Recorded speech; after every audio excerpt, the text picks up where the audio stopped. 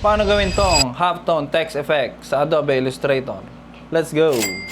Okay, so dito na tayo ngayon sa Adobe Illustrator at ang unang step natin ay gagawa tayo ng rectangle na blue box or kahit anong color gusto nyo. Then, kunin mo ngayon yung type tool or text tool o kahit anong tawag mo dyan. Then, type natin halftone or ikaw kung ano gusto mo i-type, kung gusto mo isulat yung name ng crush mo, pwede rin. Then, next step natin ay tatanggalin natin ngayon yung fill dito sa left side. So, click mo lang yun nan. Then, pupunta ka ngayon sa appearance panel. So, dito natin gagawin yung magic. So, click mo ngayon tong add new fill. Pak. And then, palitan pala muna natin yung font. Ang ginamit ko na font doon sa nakita nyo preview ay Artificial Intelligence. Yan. So, next step natin, dodoble natin ngayon itong fill. Drag mo lang dyan sa baba, sa plus icon. And then, pag na-duplicate mo na, ngayon, pag white na, lalagyan natin ng effects. Punta ka sa effects.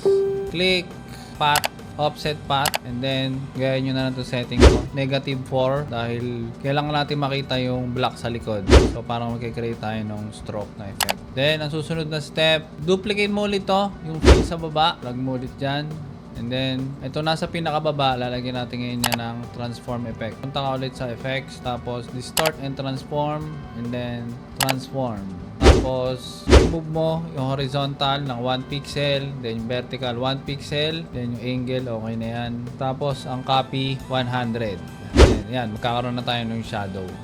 So, nasa sa'yo na yan. Kung gusto mo 0.5 or 1 pixel, click OK. Okay, so meron na tayong hard shadow. Ang next naman natin gagawin ay duplicate natin tong white na fill, and then gawa na tayo ng gradient ngayon. Click mo lang to, gradient, then gawin mo yung black sa baba tapos white sa taas. Ayan. Bahala ka nang magtansya kung anong trip mo. Okay, so once na may gradient ka na, apply na natin ngayon yan ng offset path para makita na maayos yung ating effect. So, click ka dito ulit sa effects, tapos offset path ulit, and then apply new effect. Tapos, gayahin mo yung setting ko, negative ulit. Negative, mga 4 or 5, yan. Bahala ka na kung gaano mo kakapal gusto. Hindi na siguro to ganyan. Tapos, mas okay siguro yung middle turn niya ay round. Dahil yung mga font natin naka-round siya. Click OK. Okay, so ngayon na-apply na natin siya ng halftone effect. So, punta ka ngayon sa effect, pixelate.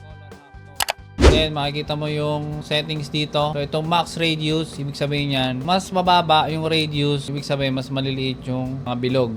So, mas mataas, mas malalaki. So, ang pinaka-okay sa akin na settings dito ay 8. Bala na kayo kung anong gusto nyo. Kung gusto nyo mas malalaki yung bilog. And then, yung ating mga channels, puro 30 lang yan. Pag okay nga na, click OK.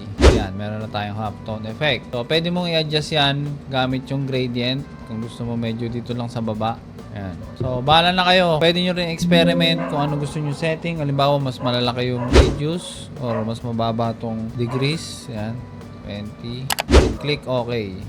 So, hindi masyado maganda to. Mas okay yung mas maliliit. At syempre, pwede mo rin i-adjust yung gradient nyan. Papunta ka lang dito sa gradient panel. Tapos, adjust mo to. Yan. Then, syempre, pwede mo rin baguhin yung color. Halimbawa, gusto mo yung green. Ayan. Kagaya nung ginawa ko, green. Or gusto mo pang lagyan ng mas darker, click mo lang yung mag-add ka lang ng bagong point, tapos i-darken mo. Alright? Tapos may isa pa palang way kung paano mag-create ng parang halftone din. Kita ko lang sa inyo, hide mo lang to. Tapos punta ka sa effects, then rasterize, color mode, bitmap, and then resolution, other, tapos ilagay mo 30. Then click OK. So yan. Medyo iba siya dahil parang pa pixels yung style, pero okay din naman, no? Bahala na kayo kung ano mas trip nyo dyan sa dalawa. Okay, yun lang. Okay, so syempre ang kagandahan yan ay lahat ng ginawa natin mga effects at mga text, editable lahat yan, no? Halimbawa, gusto mong baguhin tong text nito, gusto mong i-adjust yung offset path, double click mo lang yan, double click mo lang tong color halftone. So lahat siya ay editable. Alright, so yun lang naman para sa video na yan. Sana may natutunan kayo. Thank you for watching and follow for more graphic design videos.